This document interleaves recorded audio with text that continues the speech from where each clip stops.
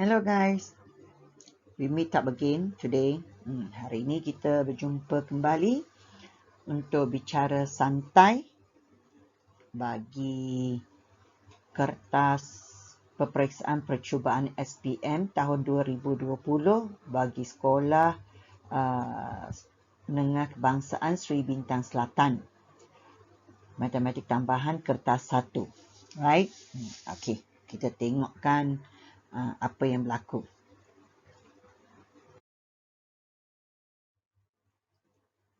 Right, this is the first question. Soalan pertama yang membawa 3 markah.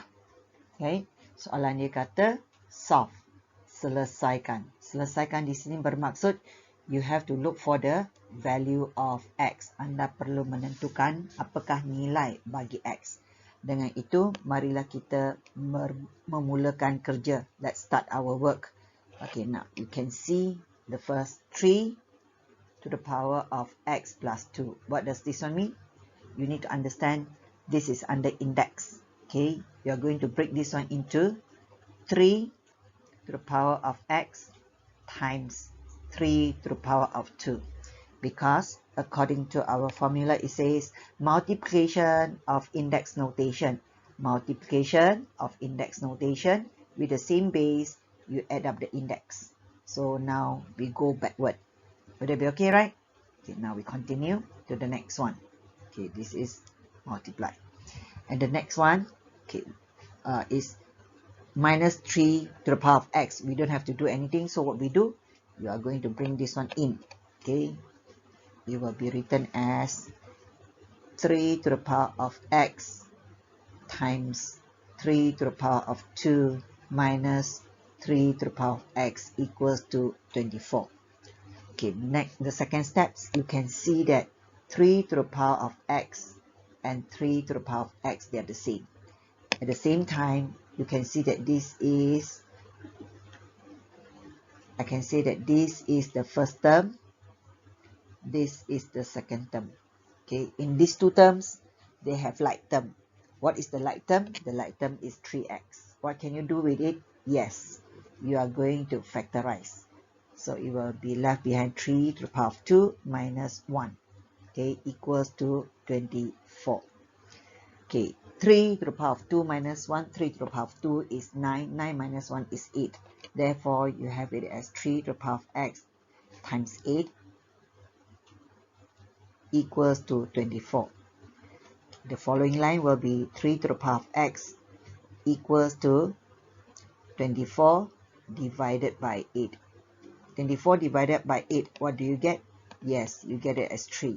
So on the left is 3 to the power of x and on the right is 3. 3, what does it mean? You need to understand that 3 is equivalent to 3 to the power of 1. Because of a to the power of 1, this is not the final answer. So the final answer is a. Right? Still remember this? Okay. So therefore, the power of 3 is 1. Okay. Now, by using comparing method, okay, compare. What can you tell me? The value of x? Yes, the value of x now is, the value of x is equals to 1. That's how you get your answer. X equals to 1. Okay, where do you get your marks? Okay, you will get your marks here. Okay, you will get your marks here, where you are able, okay, to break the index notation plus the factorization. Okay, this will be the first mark. Second mark, yes, it will be here that you solve. You solve the like term, which is 24 divided by 8. You get it as 3. So this here, this will be your second mark. And third mark, for sure, it will be the marks to the answer. Would that be okay? Okay, good. Now let's continue to the next question. Okay, this is question number 2. Okay, question number 2. If log base xa plus log base x1 over 2 equals to 3, determine the possible value of t. Jika log base xa tambah log base x1 per a sama dengan t, tentukan nilai yang mungkin bagi t. So now, just now question 1 say x, now say t. What is the value of t? T equals to what? Bear in mind in this. So now what you do, you are going to start your working by checking. This is the question given to you. This is the equation given to you, right? So just because this question you can see log, you know that this is log topic, okay, in the indices and log. So what do you do? Log, remember, we have to look into the log with the same base. Now you look into it, you have log base xa plus log base x1 over 2. So log a plus log b, there is a formula in your paper. It will be log a plus log b. You get it as log a times b.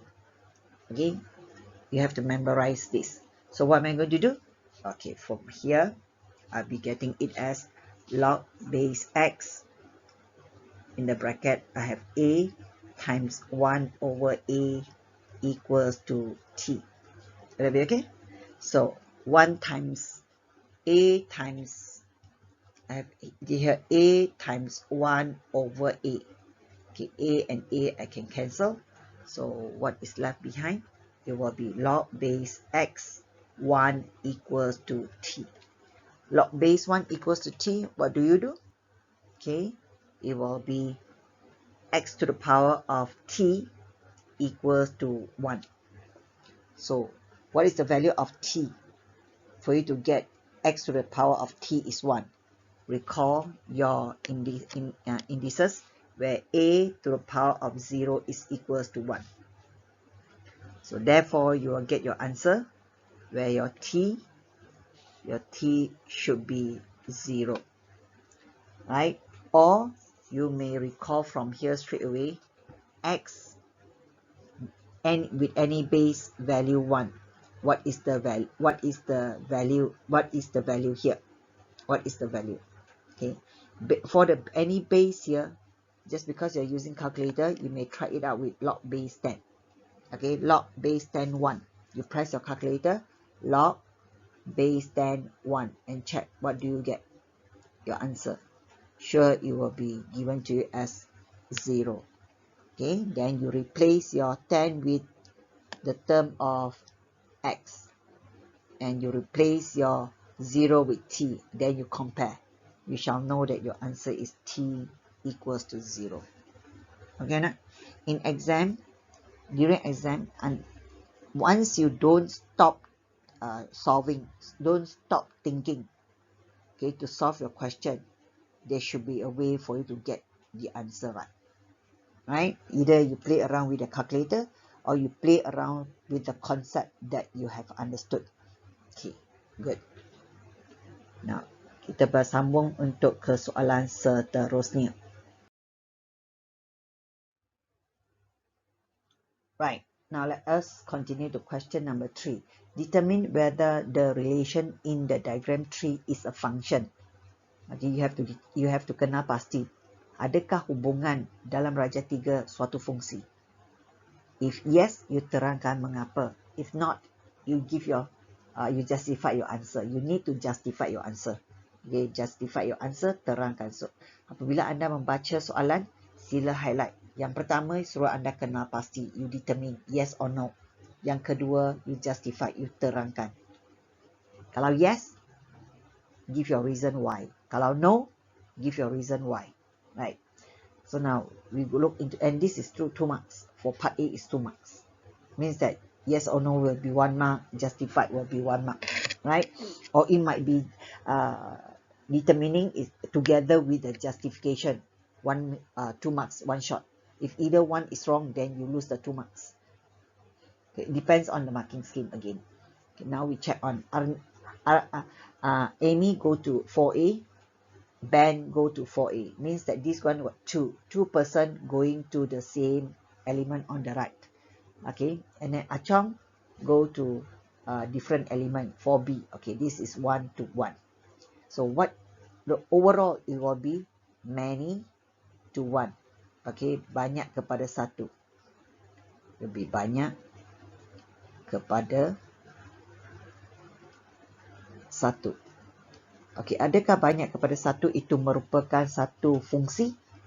Okay, then you have to think of the basic of relation. Remember, if you watch my earlier video, I did explain to you. Hubungan, relation, we have 4, which is 1 to 1. Okay, 1 to 1. We have many to 1. Okay, we have 1 to many, and we have many to many.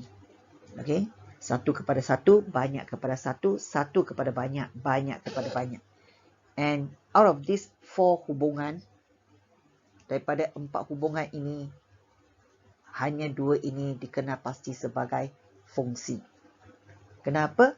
Because I don't care how many object that I have, but the turnout should be one image. Hanya dan hanya satu image. The only image that you should have. Right? Okay, now. Okay, fine. Kerana dia adalah banyak kepada 1 tergolong dekat sini, many to 1.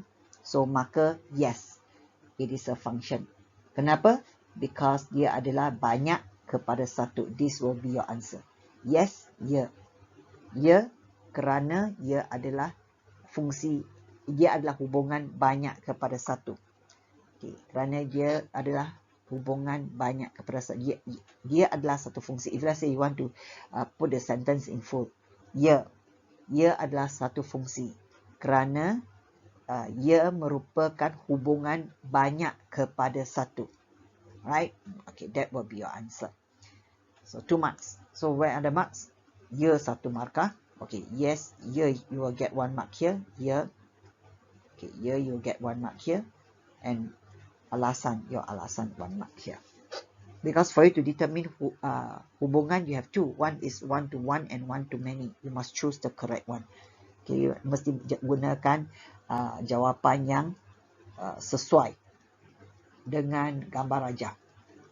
Okay, now let's go to part B. Part B is 1 mark. When you look into the question, 1 soalan 1 markah, bermaksud soalan itu adalah soalan yang mudah. Okay, soalan B, 3B.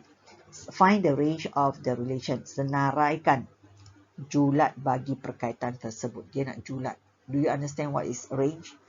Okay, range is, the elements of range is similar to the elements of image. Dia adalah sama dengan elemen image. Dia sama.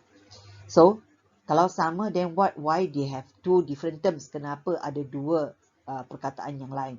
Okay, di sini beza dia adalah range having the curly bracket. You have to make a curly bracket for the range. Therefore, your answer should be 4A.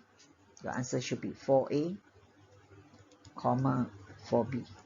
Okay, this one will be, you will get this one as 1 mark. 1 markah. Senang.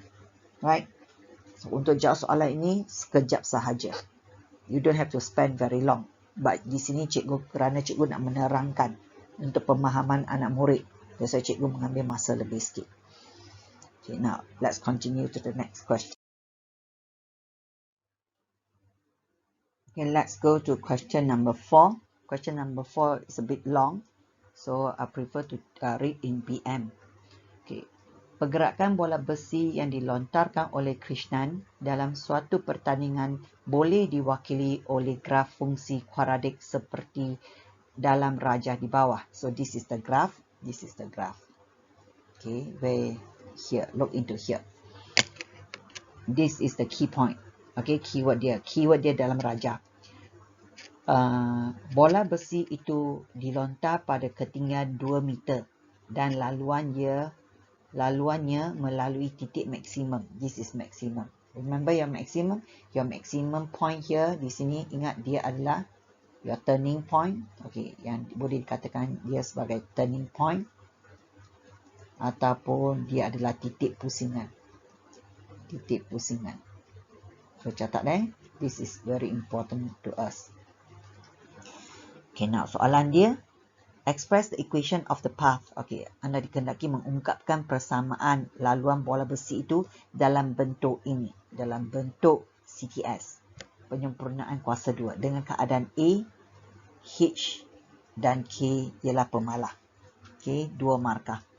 So, actually very senang this question. Jika anda telah menghafal, okay, bagaimana penyempurnaan persamaan penyempurnaan kuasa 2 ditulis. Okey, y equals to a dalam bracket x minus h kuasa 2 tambah k. So kalau diberi begini, you have to know that the expression, unggapan dalam kurungan itu adalah persamaan bagi paksi ataupun axis of symmetry. Axis of symmetry adalah paksi simetri. So di sini persamaannya, I'm saying persamaan. So x tolak h sama dengan kosong. Unggapan itu sama dengan kosong. You will get it as paksi simetri. So x equals to h. You akan tulis x equals to h.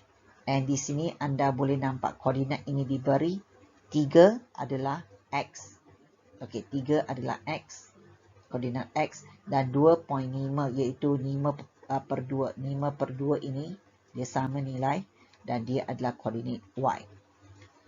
So di sini 3, x adalah 3, ganti x dengan 3, maka dengan itu you get your h is 3. So kamu akan gantikan h ini sebagai 3. Pada yang ini gantikan dia sebagai 3. Dah dapat satu jawapan untuk H. Now you go to K. So dalam kita dalam penulisan persamaan dalam CTS penyempurnaan kuasa 2, nilai di hujung, nilai di hujung sini, dia merupakan nilai minimum ataupun maksimum bergantung pada nilai A ini. Kalau nilai A, kalau A adalah positif, maka nilai K adalah minimum. K adalah minimum. Kalau A adalah negatif, maka K will become maximum. Oleh kerana di sini telah memberitahu kita maksimum, sedikit tips telah diberi. Kamu sepatutnya mengetahui bahawa A semesti dia dalam nilai negatif. So you take note, A should be negative. A should be negative. Now let's continue to solve. What am I going to do? So, now K adalah maksimum. Maksimum apa? Nilai maksimum lah. So, titik maksimum, maka nilai maksimum dia berapa? Kalau anak murid, if you refer to the graph, how do you plot the coordinate? The coordinate will be here, the titik dia akan berada di sini. Ini adalah titik 3 dan ini adalah titik 2.5. So, titik 2.5 ataupun 5 per 2 adalah nilai yang paling tinggi. 5 per 2 adalah nilai yang paling tinggi. Maka dengan itu, nilai K anda adalah 5 per 2. Maka seterusnya anda dah boleh tulis persamaan ini dalam bentuk Y sama dengan A dalam kurungan X tolak 3 kuasa 2 tambah 5 per 2. Now, ada lagi satu, kamu dah dapat H, dah dapat K, tapi belum dapat A. So, then how do you get your A? Di mana maklumat untuk anda dapat A? Anda kena rujuk semula dekat gambar rajah di sini. Maklumat diberi dalam gambar rajah di sini. Koordinat di mana tangan bagi Krishnan ini adalah berada di titik 02. Titik 02. Titik 02 bermaksud apa? X adalah 0, Y adalah 2. Maka kamu akan gunakan nilai ini dan isi di dalam CTS anda. So, Y adalah 2. Kita akan isikan Y adalah 2 sama dengan A. X adalah sifar tolak 3 kuasa 2 tambah 5 per 2. So, A tolak 0 tolak 3 kuasa 2 akan anda dapat 9A. So, olahkan nombor ini ke sebelah kiri. 2 tolak 5 per 2, kamu akan dapat negatif 1 per 2. Dengan itu nilai A adalah sama dengan negatif 1 per 18. Siap. Dah dapat nilai A. Tetapi dia hendak ditulis dalam bentuk ini. Okay, kamu perlu tulis dia dalam bentuk ini dengan erti kata persamaan yang anda tulis tadi yang tak lengkap kerana nilai A belum ditulis lagi, dan kamu boleh teruskan untuk menulis dia secara kemas, that you will turn into Y sama dengan negatif 1/18, okay, in the bracket X minus 3 squared, okay, squared plus 5/2. Siap, habis. Dah dapat jawapan dengan tepat. So di sini berapa markah yang diberi kerana soalan ini 2 markah, maka ada 3 nilai A, H, K. Semua nilai betul 1 markah, maksudnya okay, A betul, H betul, K betul, dapat 1 markah. Mana-mana 2 betul, you akan dapat 1 markah sahaja. Okay, minta maaf, 3 ini betul, kamu akan dapat 2 markah. 3 betul, semua betul, dapat 2 markah. Mana-mana 2, mana-mana 2 betul, okay, kamu akan dapat 1 markah. Ini permarkahan dia. Okay, kalau 1 betul, tak cukup untuk anda dapat markah. Kerana pemahaman tak cukup. Pemahaman anda tak layak lagi untuk anda mendapat markah 1. Okay, now let's continue to bahagian B. Wait for me to itu yang kita katakan tadi, yang bahawa A adalah negatif, memang nilai A kita adalah negatif, right? Itu yang perlu anak murid buat catatan lah semasa anak murid buat penyelesaian soalan. Ambil kata kunci dahulu dan catatkan apa yang didapati, right? Okay, seterusnya kita pergi ke bahagian B. Bahagian B, soalan dia kata find the maximum distance. Okay, jarak maksimum jarak apa? Of horizontal throne, secara mengufuk. Okay, yang dibuat cari jarak ufuk maksimum bagi lontaran yang dibuat oleh Krishnan dalam meter. So maksudnya berapa jauh dia dari origin, okay, dari pusat asalan di atas Cartesian di dalam graf itu. So bagaimana anak murid nak buat? So kalau kalau andai kata peluru ini jatuh di sini, bermaksud koordinat ini adalah x0. Okay, koordinat x kita tak tahu, itu yang kita nak cari. Koordinat x ini adalah merujuk kepada horizontal distance, okay, jarak mengufuk. Boleh? So what we do? Kita dah tahu ini dalam bentuk koordinat. Okey, y sama dengan kosong. Kita ganti dengan dia dengan sifar. Okey, sama dengan negatif 1/18 x tolak 3 kuasa 2 tambah dengan 5/2. Okay, so what do? You olah lah. First of all, you will be having it as 1/18. Susun dahulu, jangan nak cemas, jangan nak cepat. Okay, sama dengan 5/2. So then x tolak 3 squared, you akan dapat berapa? You akan dapat 1, okay, kalau you nak kira 1, this is 9. So kamu akan dapat 45. Right. Kalau dapat 45, then you get the square root. Kalau if you follow my video, you know what am I doing. X tolak 3, okay, dia akan sama dengan punca kuasa 2 bagi 45. Okay, dan X sama dengan punca kuasa 2 bagi 45 tambah 3. Now you press calculator. Square root of 45, then you plus 3.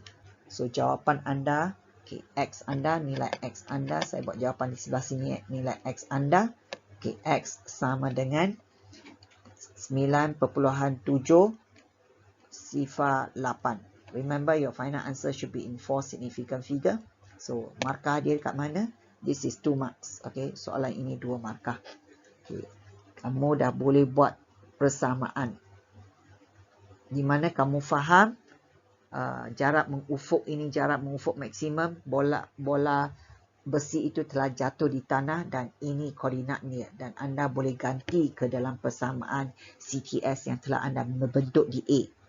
Dan seterusnya menyelesaikan jawapan ini. This one will be 1 mark. Ini 1 mark. So 2 markah. So inilah yang kita katakan soalan berstruktur. Dia ada cerita dia, kamu selesaikan A dan kamu selesaikan B. Ini akan rasa anak murid rasa susah sikit. Kerana kalau soalan bahagian A dia salah faham, bahagian B terus dia tak boleh jawab. Okey. Marilah kita teruskan perbincangan kita ke soalan 5. Diagram 5 shows the graph of y equals to fx. Okay, line y equals to 5 is the tangent, okay, to the curve of y equals to fx. Dia memberitahu bahawa garis ini adalah tangent kepada yang ini. Bermaksud mereka bersentuh dekat sini. Apakah titik itu dalam graf kuadratik ini? Ya, betul. Dia merupakan titik pusingan. So, dah bagi graf ini dia ada titik minimum. So, bila titik minimum, tadi cikgu dah beritahu kalau titik minimum, kalau dia ada nilai minimum, graf mesti apa? Graf A, nilai A mesti dalam bentuk positif untuk dapatkan yang graf minimum. Right? Okay, good. So, di sini kita akan buat sedikit catatan dahulu sebelum kita lupa. So, what you do? Titik ini kita labelkan dia. Kita tahu nilai X tetapi nilai minimum ialah negative 5. Sekali kita tengok this is a quadratic and titik ini adalah garis simetri. Dan titik ini adalah titik tengah. Apakah formula yang anak murid guna untuk determine, untuk menentukan titik tengah? Ya, formula X1 plus X2 over 2. Okay, formula ya X1 tambah X2 bahagi 2. So, di sini dia adalah 1 tambah 7 bahagi 2. Anak murid akan dapat 4. Bermaksud titik di sini adalah 4. Titik tengah-tengah dia 4, maka ambil 4 ini isi. Ini adalah langkah pertama. Lepas itu, barulah anak murid boleh tulis dia dalam bentuk penyempurnaan kuasa 2. Nyatakan fx dalam bentuk yang ini, CTS. Dia tak beritahu apa nama yang diberi kepada unggapan ini. But you bila tengok sekali you dah tahu, oh dia adalah dalam bentuk penyempurnaan kuasa 2. Okay, let's continue our work here. Apa yang anak murid kena buat? So, tulislah. Kalau anak murid nak tulis fx is okay. Tak ada masalah. Nak tulis y pun tak ada masalah. A x plus p okay, squared plus q. Okay, dalam soalan 4, cikgu dah beritahu bahawa x plus p ini adalah unggapan bagi menentu axis of symmetry, okay, paksis simetri. So, x plus p equals to 0. So, x equals to negative p. So, x adalah 4 equals to negative p. Maka dengan itu p sama dengan negative 4. Di sini anak murid dah boleh isi yang nilai p ini. Nilai p ini cikgu tulis, highlightkan dulu. Nilai p ini anak murid dah boleh tukar dia kepada negative 4. Dah dapat satu nilai. Dan yang kedua, nilai tengok graf dia kat sini. Tengok graf dia. Ini dia. Ini ada titik minimum. Okay, titik minimum. Ini ada titik minimum yang dalam circle negatif minimum itu ada nilai minimum. So, nilai minimum dalam CTS dia kat mana? Ya, very good. Dia terletak di sini. Ini dia. Okay, so sekarang kita dah boleh tukarkan yang ini, yang dalam circle ini kepada apa? Kepada negatif 5. Cikgu minta maaf kerana tadi berlaku sedikit teknikal, tertekan dan spring menjadi besar. So, y, okay, cikgu tulis mula fx kita, fx sama dengan A, okay, x tolak 4, okay, kurungan, dan tambah q kan, tadi kita sampai ke tambah q kat sini. So, apa yang kita nak buat sekarang, kita akan tengok. Kita akan tengokkan yang tadi dekat titik sini, cikgu beritahu dia ada 4, negatif 5. Dan nilai ini adalah nilai minimum. Okay, nilai minimum. Kalau dia adalah nilai minimum, bermaksud ini dia. Apa yang kita nak buat, kita akan tukarkan Q ini kepada nilai minimum, which is negative 5. Okay, maka dengan itu cikgu padamkan. So, ini adalah unggapan persamaan dalam penyempurnaan kuasa 2 ataupun CTS. Tetapi belum lengkap. Kenapa? Kerana nilai ini belum lagi ditentukan. So, bagaimana nak menyelesaikan ini? Sama seperti tadi. Okay, tadi dia kata bola besi tu jatuh dekat tanah. So, koordinat dia adalah x0, x sifar. So, raja ini ni mana titik yang kamu ada? Okay, anak murid boleh ganti titik ini ataupun titik ini. Boleh tak? Boleh tak? Okay, nak kita pilih. Okay, mana-mana satu anak murid nak guna. Okay, 1, 0. Let's say we choose this one, 1, 0. Okay, kita akan gantikan dia ke dalam equation kita. So, kita teruskan kita punya nilai. Remember, this is your x, this is your y. Koordinat kita. So, fx which is your y, paksi ini boleh dikatakan sebagai fx ataupun sebagai y. So, nilai dia adalah sifar sama dengan a. Okay, dalam bracket x adalah 1 tolak 4 kuasa 2. Okay, kuasa 2 tolak 5. So, what do you get? You get 0 equals to negative 3 squared 8. Macam tu. Cikgu tulis beginilah. Ataupun kalau anak murid dah memang boleh kuasai bahagian ini. 1 tolak 4 adalah negatif 3. Negatif 3 kuasa 2 adalah 9. Maka di sini adalah 9A.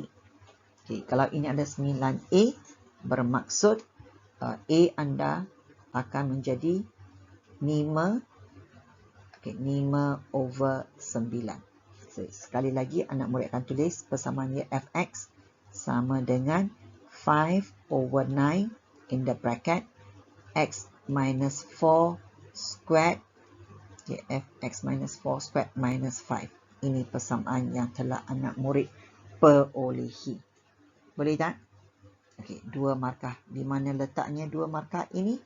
Okay, anak murid dah boleh kerana ada 3 nilai kan, sama. Okay, sama juga. Dia ada A walaupun tidak disebut di sini. So, anak murid dapat 3 A PQ, dapat 2 markah. Kalau dapat mana-mana nilai A dengan P, ataupun A dengan Q, ataupun P dengan Q, dapat 1 markah sahaja. Right, kalau dapat 1 sahaja, memang tak layak untuk anda dapat markah. Sekali lagi, soalan 4 dan 5 memang dia something like dia duplicating. Anak murid kena biasakan diri dengan soalan corak begini.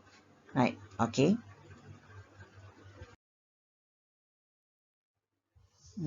Oleh kerana masa amat mencemburui kita, bila kita duduk berbincang soalan dengan cikgu, masa berlalu dengan begitu cepat. Dah setengah jam kita berbincang untuk 5 soalan sahaja. Okay, cikgu tak akan ambil masa yang banyak. Sahaja nak pastikan anak murid setiap hari buat beberapa soalan. So, kita akan bersambung soalan seterusnya dalam bahagian kedua, part 2. Right, setakat ini. So, bye. I see you in the next video.